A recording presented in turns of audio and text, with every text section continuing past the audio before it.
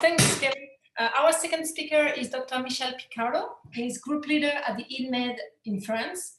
Michel did his PhD in the lab of Rosa Cosa, INMED in Marseille, and he pinpointed the developmental origin of hippocampal GABAergic hub neurons and determined its fate. He joined Michel's long laboratory at NYU and unasked the new representation of singing behavior in the zebrafish. Now he's back to the INMED and got a position in the lab of Rosa Cosa, where they are trying to understand how development shapes the organization of adult hippocampal networks using in vitro and in vivo 2-photon calcium imaging. Now, Michel will talk about the coordinated activities in the CA1 region of the developing hippocampus with a focus on Twitches and Interneurons. Michel, all yours if you want to start sharing your screen.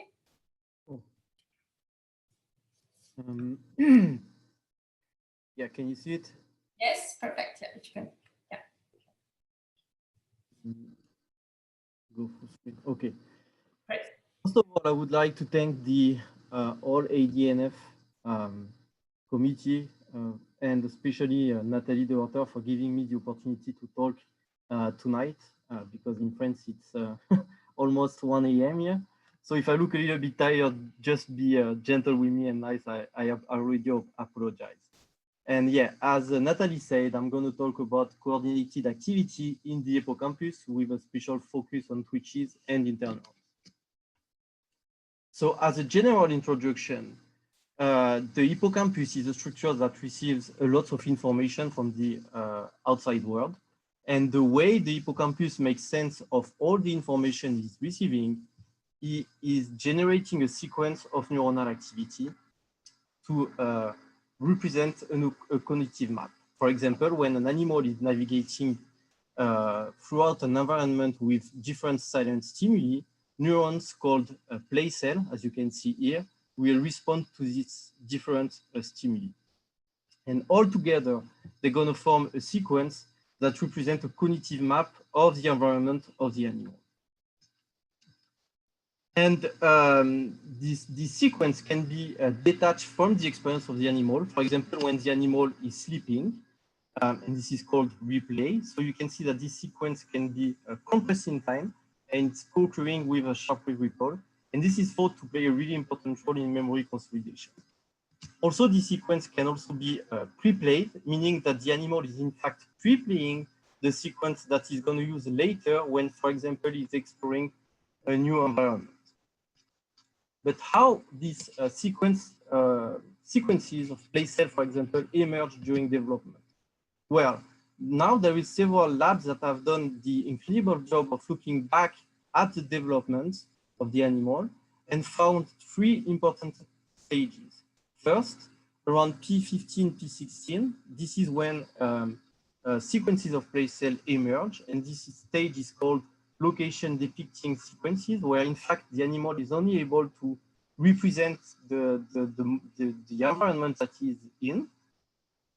Then around P17, P20, this is the age-dependent emergence of first pre-play and then replay. And then the last stage is P23, P24, where you start to have the adult-like trajectories, as I just showed you in the slide before.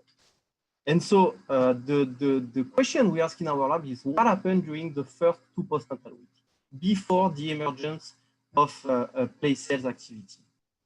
And so with 2 amazing PhD students, Robenta, who is a PhD student under my supervision, and Julien Denis, who is a PhD student under the supervision of Rosa Cosa, we decided to look at the development of CA1 dynamics as early as possible using 2-photon calcium imaging.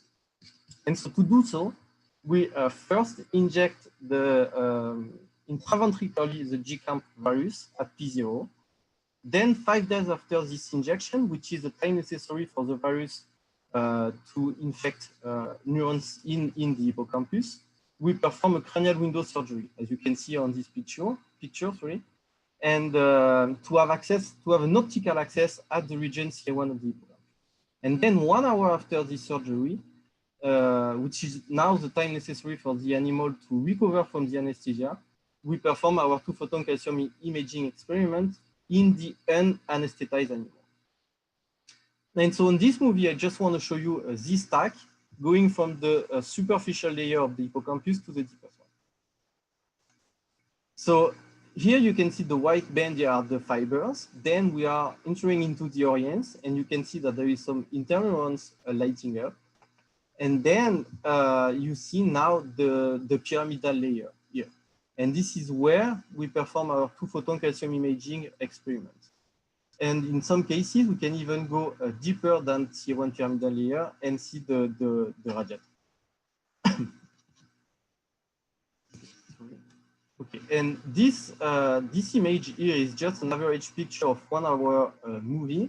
So this is a P7 animal. And this picture is just to show you how dense the region C1 of the hippocampus is. And I'm going to come back to that point a little bit later. Okay, so now how the activity during the first and the second postnatal week look like. And here I'm going to show you 4 different movies during the first and the second postnatal week. So this is just a quick note on the acquisition parameters that we use. We use a 16x objective with a 400 by 400 micron field of view and a 200 by 200 pixels, which give us the opportunity to image at 10 Hz. And this movie will be speed up 10 times. So at P5, what you, I hope you can see, there is a lot of activity. In fact, all the neurons in the field of view are active, and there is this wave of synchronous calcium events. Then around P7, there is still a lot of activity, but we have less synchronous calcium events, which is even more true at P10, where we kind of lose the synchronization, but there is still a lot of spontaneous activity, and even, again, more true at P12 now, where we don't see any synchronization, and you have a lot of activity. Okay, so yeah, so I have to say that it's a real challenge to analyze this data for 2 main reasons. The first one is that, as I told you 2 slides before, the region C1 of the hippocampus is really dense, and the second one is that during development there is a lot of activity. So it's really difficult to know if the cell is active or if the activity is coming from the neighboring cell. And so we were not satisfied with all the toolbox or toolbox to infer neuronal activity. So we developed our own toolbox called Deepsea Mac, which is deep learning based toolbox to infer neuronal activity. And here is our GitLab account. So if you want to check it, it's please do it. And so using this toolbox, we can have a raster plot like the one you see here. So this is from a P5 animal. So just to be clear, every lines here, horizontal lines here represent the activity of a cell as a function of time. And here you can see that in this animal, we recorded 966 neurons. And in fact, as I just showed you in the movie, the vertical line that you see here, in fact, in this raster plot, are the synchronous calcium events. Then the more we go with the age of the animal, as I just showed you in the movie before, the less synchronization we have. And this is for P7. Then at P9 and P12, you can see that there is no synchronization anymore, but there is still a lot of activity. This is quantified here in this graph that represents the transients, the number of transients in synchronous calcium events divided by the total number of transients as a function of age. And every blue dots that you see on this graph here represent an animal. And what you can see is that, in fact, this ratio is decreasing with the age of the animal, which means that we are losing the synchronization in the activity. Okay, so as a short-term summary, so for the first time, we developed a method to image spontaneous activity in the region CA1 of the hippocampus in vivo.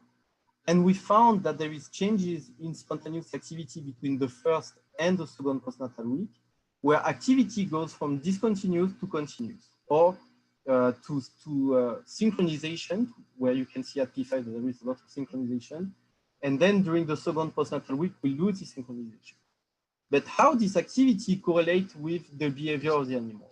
Well, at this stage, the behavior that the animal is doing is either twitching or having some startle, as you can see here on this movie. And what you can see is that there is a clear correlation between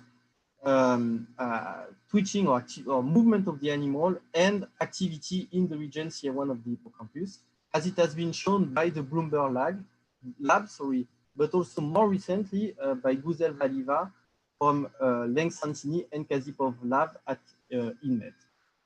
And so what you see on this graph that represents the fraction of active cell as a function of time, centered on the occurrence of twitches, you can see that there is a peak in the fraction of active cells right after the twitches. And this is true for the first postnatal week. But now, if we look at the second postnatal week, as you can see here on these two graphs here, you can see that right after twitches, there is a reduction in CA1 activity. Okay. Sorry. Okay, so another way to look at this is to look at the percentage of twitches that either triggering or triggers activation in CA1 or triggers inhibition in the region CA1 of the hippocampus.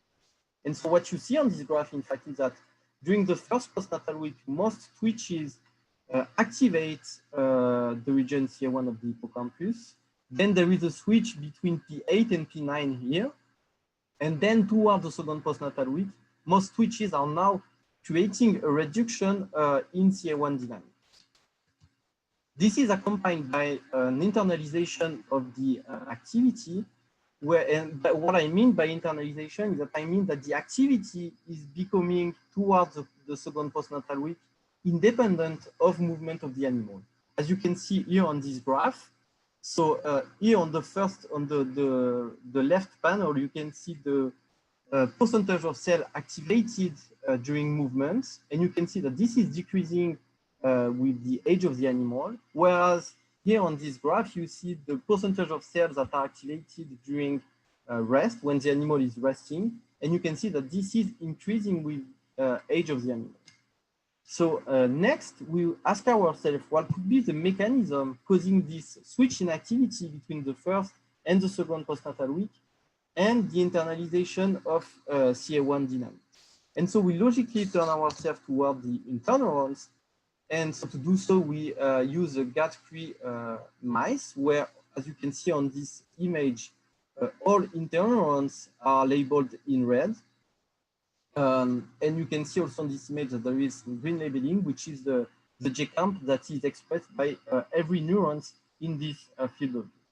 And so what you can see here during the first postnatal week, both glutamatergic and GABAergic neurons are in fact active, or there is a peak in their activity right after twitches.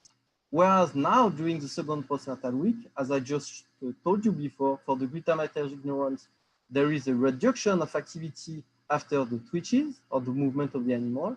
But for GABAergic neurons, there is a peak right after the occurrence of twitches.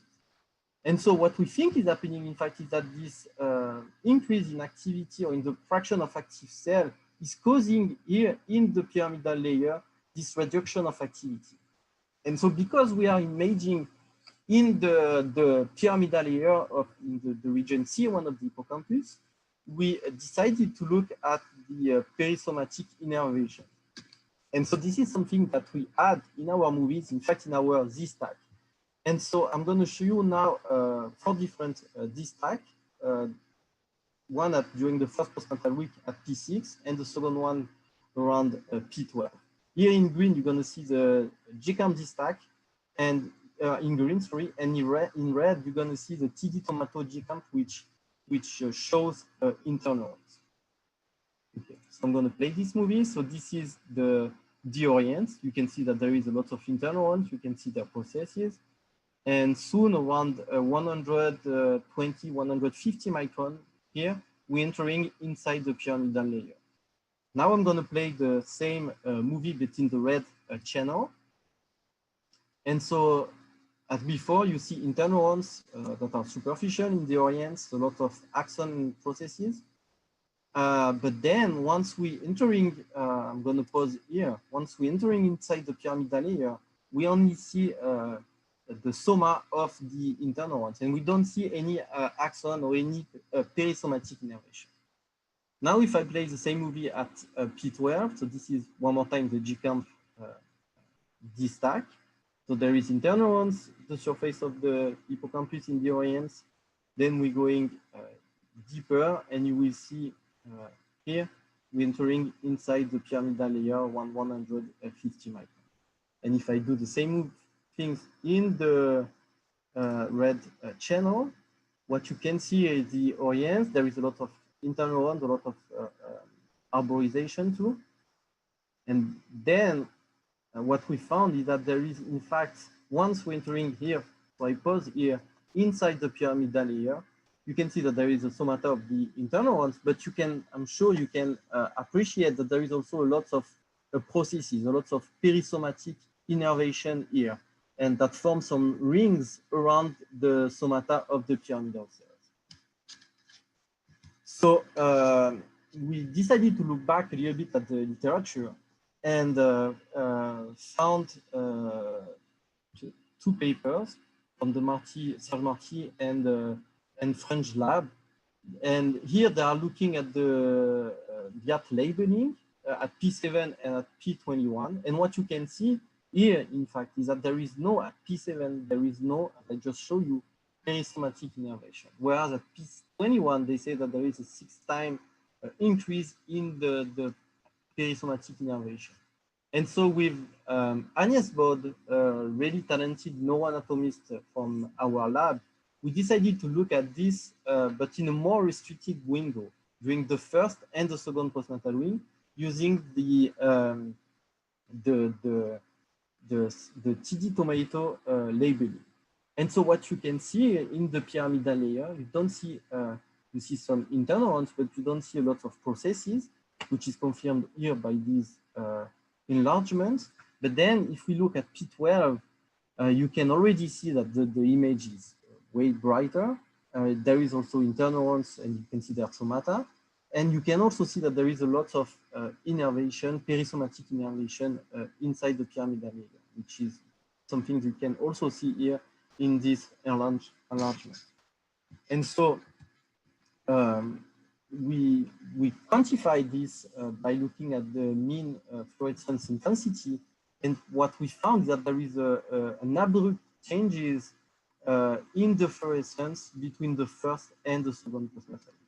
So in fact, there is what we can say is that there is between the first and the second postnatal week, there is an anatomical maturation of perisomatic innervation. Okay.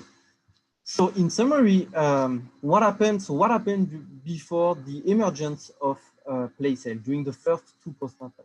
Well, so we found that there is shift in the activity from the first postnatal week to the second postnatal week, where CA1 dynamics goes from discontinuous to continuous. We also found that there is a clear correlation with movement during the first postnatal week for both cell type, the glutamatergic and the GABAergic neuron.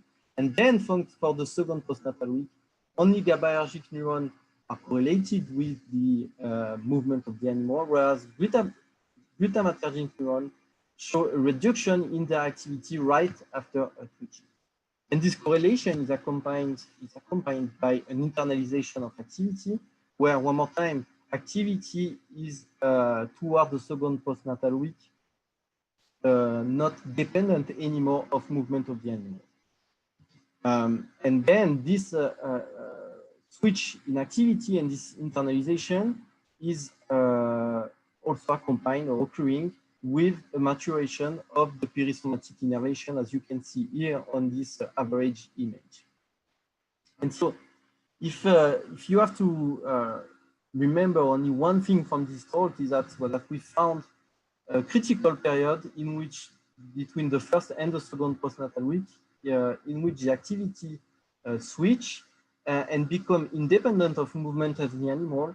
And this is co-occurring with anatomical maturation of the perisomatic innervation. And so on that note, I would like to thank you for your attention. And also thanks Julien Denis and Robin Dard, my two PhD students, as well as Agnès Baud, who is a great collaborator, and Rosa Costa, who is an amazing mentor. Thanks a lot for your attention. Thank you, Michel. It was a beautiful talk. The data is amazing, and I can't believe that you managed to get live video recording from pups that young. I just had a quick question. Did you have issues with the equipment? Or did you have to develop it yourself, or to get it? Yeah. So in fact, in the lab we were doing the same kind of experiment in the adult, right? So basically, what we did is that we adapt everything that we learn from the adult to the pups. And yeah, we had to obviously to adjust little things, but yeah, that's how we did basically. A lot of training and knowing from everything we know from the adults. That's amazing. Natalie, you had a question? Yes, I have a question. Michel, so can you remind us what would be the biological relevance of those twitches? Basically, what are they for? You know? Well, it's a good question. So in fact, what we think is happening in the hippocampus during the first postnatal week is that twitches are in fact here to elicit the maturation of the network, right?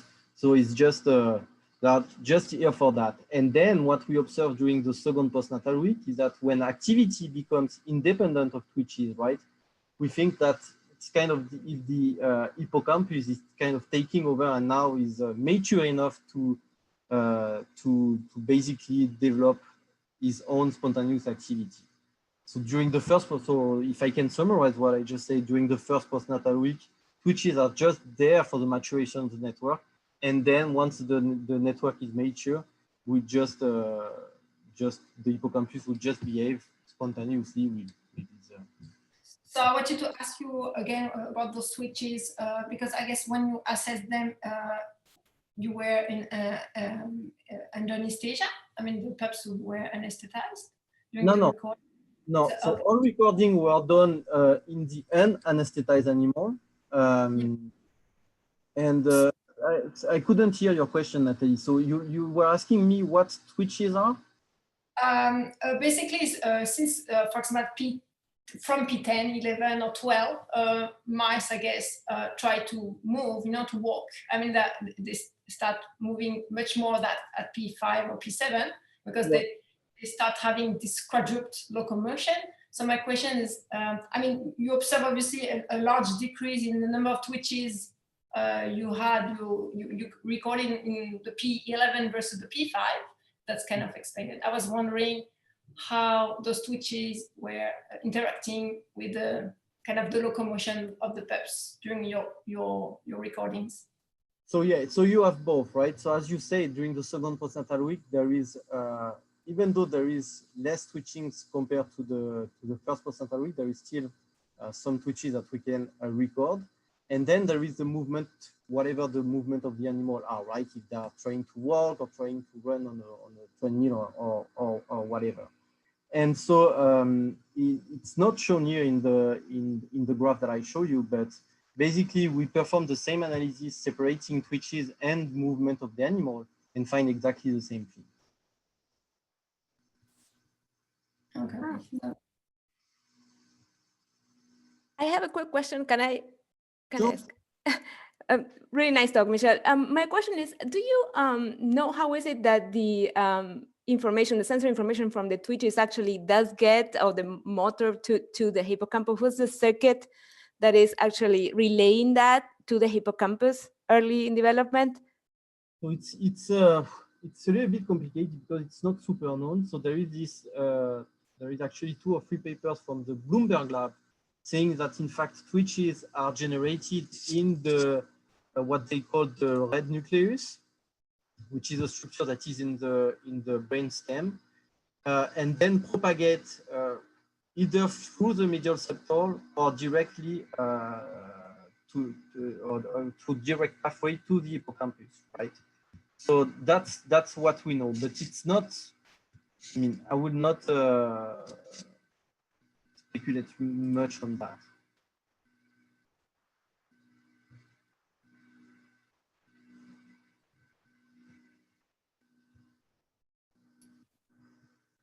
Kelly, I think you're muted.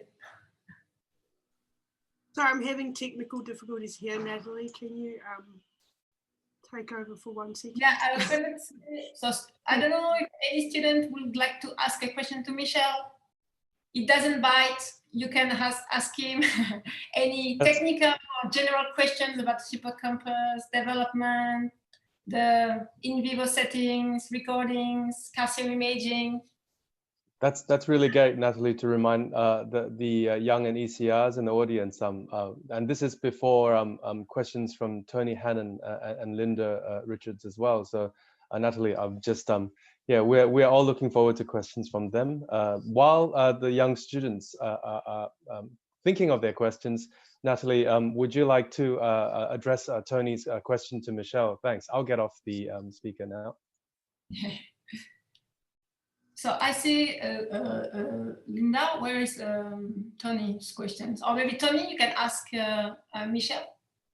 Oh, great. Thanks a lot. Yeah, great talk. I was kind of following up Natalie's question around the twitches versus the motivated movement by particularly P12, and whether you can, you know, regulate both, have them on a virtual reality type ball set up, and also be able to look at, you know, somatosensory or olfactory input even before eye opening to see how that impacts that aspect of hippocampal development. Yeah, that's true. That's true, and that's something. Yeah. So far we perform everything during the first 2% week and stop around P12. But you're right. Like for example, olfactory information, I think can play a really important role, because at this stage the pups basically the way they found their mother and go and have some milk is just by olfaction, right? So I think olfaction is playing a real role, and it will be really good for us to have, as you say, this kind of virtual reality, and try maybe to have the mother or the smell of the mother on one side and see how it affects activity. Or but that's something we haven't done, but we would like to do in the future. Yeah, that's right. Thanks. Thanks a lot. So I think Linda had a question. Linda, we can read it, or if you want I can unmute. Thank you very much, Michel. That was a great talk. You showed us the correlation between the perisomatic innervation and the change in the pattern of activity, and I just wondered if you could share your thoughts on exactly how that influences this. What is the role of this perisomatic innervation, right? So yeah. what I think is happening is that, so you can imagine, right, the twitches, the information from the twitches coming from the outside of the hippocampus, right? You can imagine that there is common inputs going into the glutamatergic neurons and the GABAergic neurons. And so that's why when there is an activity during the twitches, movement of the animal during the first postnatal week, you have an increase in the fraction of active cell, right? Meaning that the twitches are activating both glutamatergic and GABAergic neurons during the first postnatal week. Then during the second postnatal week, you see this reduction of activity in glutamatergic neurons, but GABAergic neurons show an increase in the fraction of active cell. And so the simplest mechanism, what you think about, is that, in fact, interneurons that you see here that are active in correlation to movement or twitches of the animal are creating an inhibition here via the perisomatic. In fact, it will be a perisomatic inhibition of CA1 neurons. And this will be the simplest mechanism that we think about. I'm not exactly sure that will be the exact mechanism, But what we are trying to do now is to perform some rabies retrograde tracing and see, look at the input onto GABAergic neurons and basically disentangle a little bit the circuitry of all of that. But yeah, what is striking is that the differences between in few days, you know, how the anatomical maturation of perisomatic innervation, it's going really fast and also impacts the dynamics of glutamatergic neurons. Right. So for the naive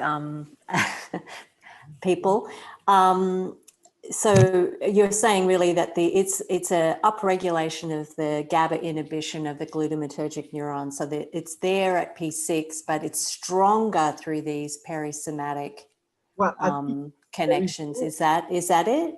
Well, I don't know if it's there at P6. I would not say that. What I would say that there is basically, you can imagine two independent inputs coming from the same region, right? That are basically the same informations, which will be to activate either glutamatergic or GABAergic neuron. But because there is no perisomatic innervation in CA1, you don't see the action of GABA release, for example. I don't know. That would be one mechanism. You can think about the second mechanism during the first postnatal week, is that in fact GABA is depolarizing and creating this increase or this activation of glutamatergic neurons. Thank you. Thanks a lot, Linda. Okay, we just take time for a quick question from an ECR. They were wondering about the expression of GCAM and whether there was a difference in the efficacy of expression between P5 and later stages, as there wasn't much time between the infection and the recording. Yeah, so that's something amazing about development in contrast to the adult, where you need to wait 2 weeks for having a really good expression of GCAM. In pups, it's not the case, and this has been published by many labs. I think the first author is Kim from the Jankowski lab, Kim in 2013, where basically they show this intraventricular injection. This is where, in fact, we learned this technique. And what we found is that at P5, the virus is enough expressed everywhere to perform our imaging experiment, as it has been shown in this paper. Also, something that I can say is that you can, and this also has been published, or I think it's a paper in bioRxiv, but something that we saw also in our lab is that if you perform the injection of virus at P0, you can image in the adult without having any neurotoxicity effect in the GCAM expression. So, okay, well, in the interest of time, we'll leave you there. Thank you so much. We really appreciate you coming to talk to us. We'll let you get some sleep after all that. And I'll hand back to Natalia. Thanks so much. Thanks, Michel. So now our third speaker is